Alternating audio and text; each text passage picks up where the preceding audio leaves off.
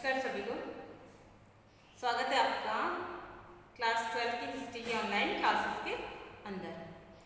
तो आज हम इतिहास के अंदर हमारा जो प्रथम पाठ पढ़ रहे थे उसका अध्ययन बिंदु है विजयनगर साम्राज्य।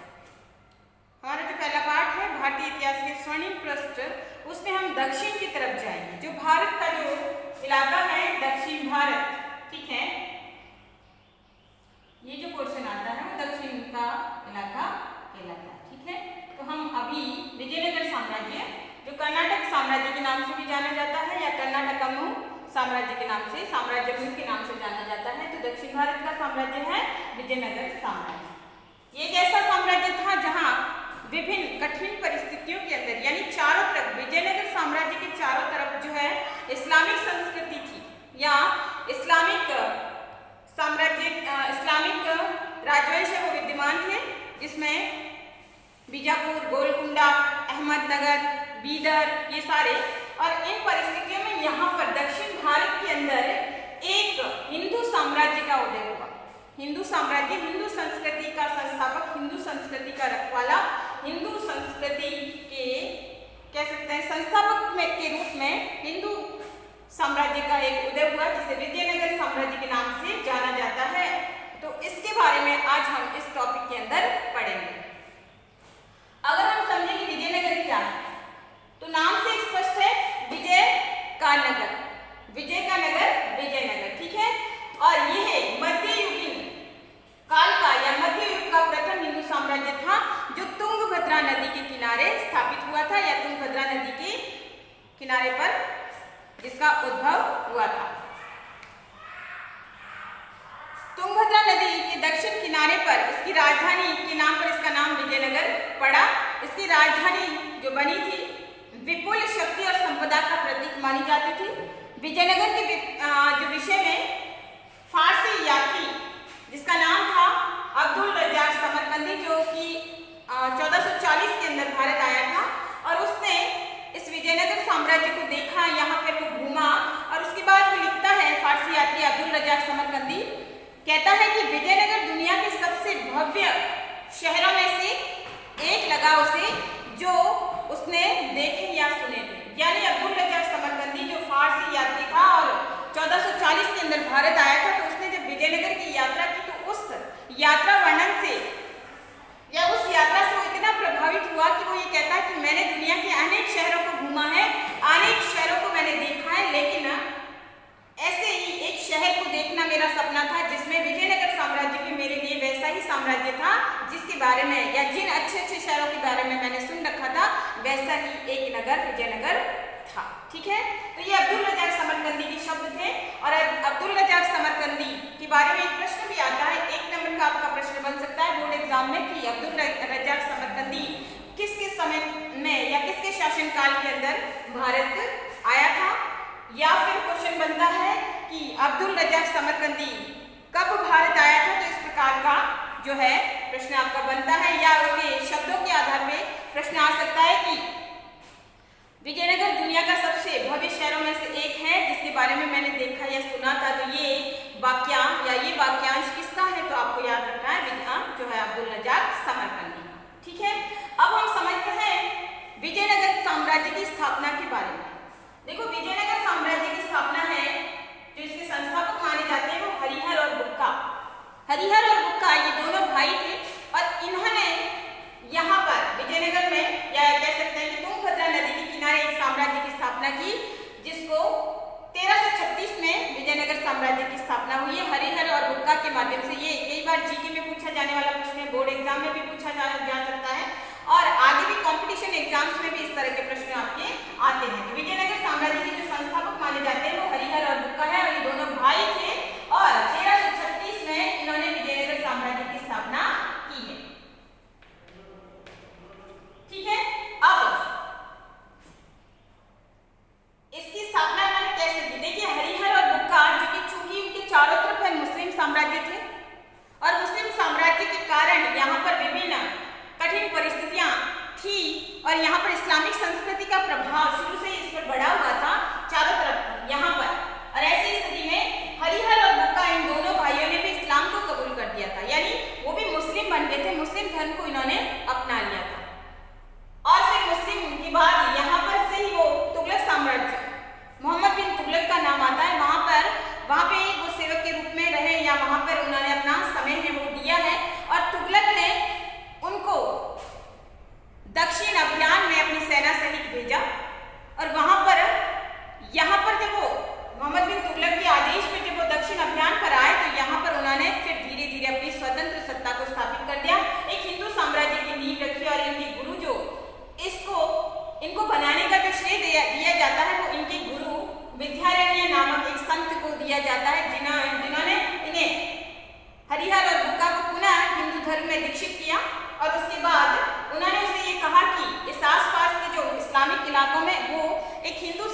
के राज्य को स्थापित करे या जो है हिंदू धर्म की स्थापना है वो करे। तो इस प्रकार से विद्यारण्य नामक संत है जिन्होंने दीक्षित किया इनके गुरु बने और उन्होंने विजयनगर साम्राज्य की स्थापना है वो इन्हीं के कह सकते हैं कि इन्हीं की प्रेरणा से उन्होंने विजयनगर साम्राज्य की स्थापना की है। तो ये भी आपका प्रश्न है कि हरिहर और बुक्का के गुरु कौन माने जाते हैं, तो आपको याद रखना विद्यारण्य नामक संत। ठीक है, अब इसकी स्थापना विजयनगर में जो प्रथम वंश आता है वो आता है संगम वंश। ठीक है, संगम वंश के बारे में पढ़ेंगे कि हरिहर और बुक्का ने जिस साम्राज्य को स्थापित किया था उस साम्राज्य का जो है नाम है वो संगम वंश के नाम से जाना जाता है। अब संगम वंश है जिसका समयकाल माना जाता है 1336 से लगाकर 1386 तक। ठीक है, और इन दोनों भाइयों के द्वारा स्थापित साम्राज्य था। संगम वंश के बारे में हम थोड़ा सा जानते हैं कि हरिहर और बुक्का दोनों भाइयों ने सम्राट और महाराजा धीराज जैसी कोई उपाधियां हैं धारण नहीं की। हालांकि उन्होंने एक साम्राज्य की नींव रखी, साम्राज्य की स्थापना की थी, लेकिन उन्होंने अपने आप को शासक के समान या शासक की विभिन्न उपाधियों से इन्होंने अपने आप को नवाजा नहीं था और इन्होंने साम्राज्य विस्तार की नीति को अपनाया था। यानी साम्राज्य विस्तार यानी किस प्रकार से विजयनगर साम्राज्य को बढ़ाया जाए तो उन्होंने इसकी नीति को अपनाया। उन्होंने विजयनगर को अपने साम्राज्य की राजधानी बनाया और होयसल जो राज्य थे दक्षिण के अंदर विभिन्न राजवंश थे, होयसल, चालुक्य, चोल, पांडे, और इस प्रकार से होयसल जो राज्य था उसे अपने राज्य के अंदर उन्होंने मिलाया और अपने साम्राज्य का हिस्सा बनाया और अपने साम्राज्य का विकास किया। ठीक है, तो यहाँ पर इन्होंने इसमें ये किया है और इसका जो प्रथम शासक माना जाता है हरिहर प्रथम माना जाता है। तो हरिहर ने विजयनगर को राजधानी बनाया साम्राज्य की और होयसल राज्य को साम्राज्य का हिस्सा बनाया। उसने कृषि संबंधित अनेक कार्य भी उन्होंने किए हैं, या हरिहर ने ये कार्य भी इसने किए हैं और उसने कदंब और मदुराई के ऊपर भी विजय प्राप्त की है और इस प्रकार से दक्षिण भारत में उसने इस्लामिक संस्कृति के बीच में एक हिंदू साम्राज्य की नींव रखी या उसकी स्थापना की। अब हरिहर की मृत्यु के बाद उसका भाई बुक्का, ठीक है, जिसे बुक्का प्रथम के नाम से जाना जाता है, वो विजयनगर साम्राज्य का शासक बना। अब बुक्का ने वही जो से उसका उत्तराधिकारी था हरिहर प्रथम का, जो साम्राज्य उसके हिस्से आया था, तो दोनों भाई मिलकर ही चला रहे थे। तो ऐसी स्थिति में बुक्का प्रथम जब इसकी मृत्यु के बाद शासक बना तो उसने जो उपाधि धारण की थी वो थी वेद मार्ग प्रतिष्ठापक। वेद मार्ग प्रतिष्ठापक की जो है उपाधि है उसने धारण की थी और जो साम्राज्य उससे मिला था उसने उसको बनाए रखा और मथुरा को अपने साम्राज्य के अंदर शामिल किया। ठीक है, उसने कृष्णा नदी को बैमनी और विजयनगर साम्राज्य के मध्य की सीमा माना और इस प्रकार से बुक्का का शासनकाल माना जाता है। अब आता है बुक्का की मृत्यु के बाद उसका उत्तराधिकारी हरिहर द्वितीय, जो कि बुक्का का पुत्र था। हरिहर द्वितीय है वो शासन जो है गद्दी पर बैठा और उसका समयकाल माना जाता है 1379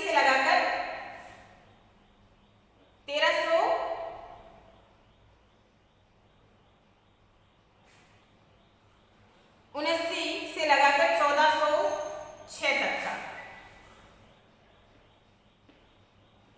इसका शासनकाल है 1406 तक का माना जाता है। इसकी उपलब्धि में हम देखते हैं कि इसने रेड्डी और वारंगल के जो शासक थे दक्षिण भारत के अंदर, उन शासकों को उसने पराजित किया और अपने साम्राज्य का विस्तार किया और इसने महाराजा धीराज और राज परमेश्वर की उपाधियां हैं वो उसने धारण की है और इसके साथ ही उसने कनारा, तिरुचिरापल्ली, कांची और चिगलपुर को जीतकर अपने साम्राज्य का हिस्सा है वो बनाया। जो दक्षिण के ही इलाके थे या दक्षिण के ही क्षेत्र थे उनको जीतकर अपने साम्राज्य का हिस्सा बनाया। ठीक है, अब आता है हरिहर द्वितीय के बाद आता है देवराय प्रथम। देवराय प्रथम अपने समय का एक प्रभुत्व संपन्नशाली कह सकते हैं प्रथम शासक जो है बना था और इसने तुंगभद्रा नदी के किनारे नहर निकाली और उसके किनारे पर बांध बनाया। जो इटली से जो एक यात्री आया था जिसका नाम है, हम इतिहास में पढ़ते हैं, निकोलो कांटी। इटली का यात्री निकोलो कांटी है वो देवराय प्रथम के समय में भी भारत आया था और उसने विजयनगर की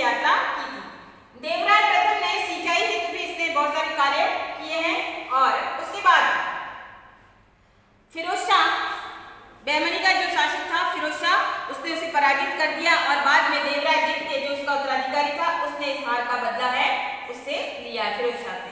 अब देवराय द्वितीय जिसे इमाड़ी देवराय के नाम से भी जाना जाता है, इमाड़ी देवराय के नाम से उसे जाना जाता है। इसकी उपलब्धियों में हम देखेंगे कि इसने आंध्र और उड़ीसा के गजपति शासक, गजपति यानी हाथी जो रखने वाले शासक थे, तो गजपति शासकों को उसने पराजित किया और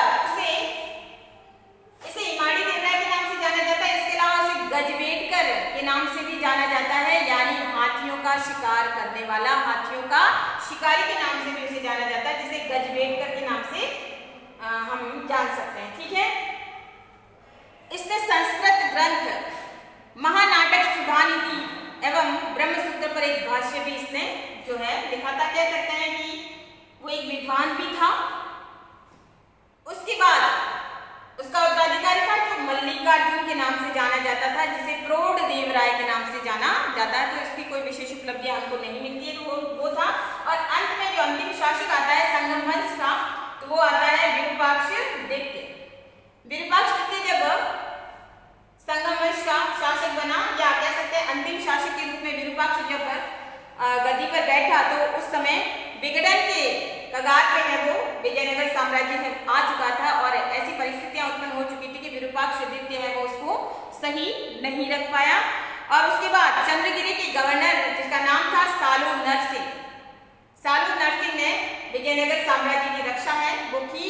और उसके बाद विरूपाक्ष की जब मृत्यु हुई तो उसके बाद सालू नरसिंह है वो गद्दी पर बैठा और फिर सलू वंश की स्थापना होती है, या फिर कह सकते हैं सालू वंश की स्थापना होती है। तो ये तो था हमारा संगम वंश, जिसमें संगम वंश के विभिन्न संस्थापक हरिहर और बुक्का गुरु विद्यारण्य नामक संत थे, और इसके जो प्रथम शासक है हरिहर प्रथम, फिर बुक्का, फिर हरिहर द्वितीय, देवराय प्रथम, देवराय द्वितीय और विरूपाक्ष। तो ये था संगम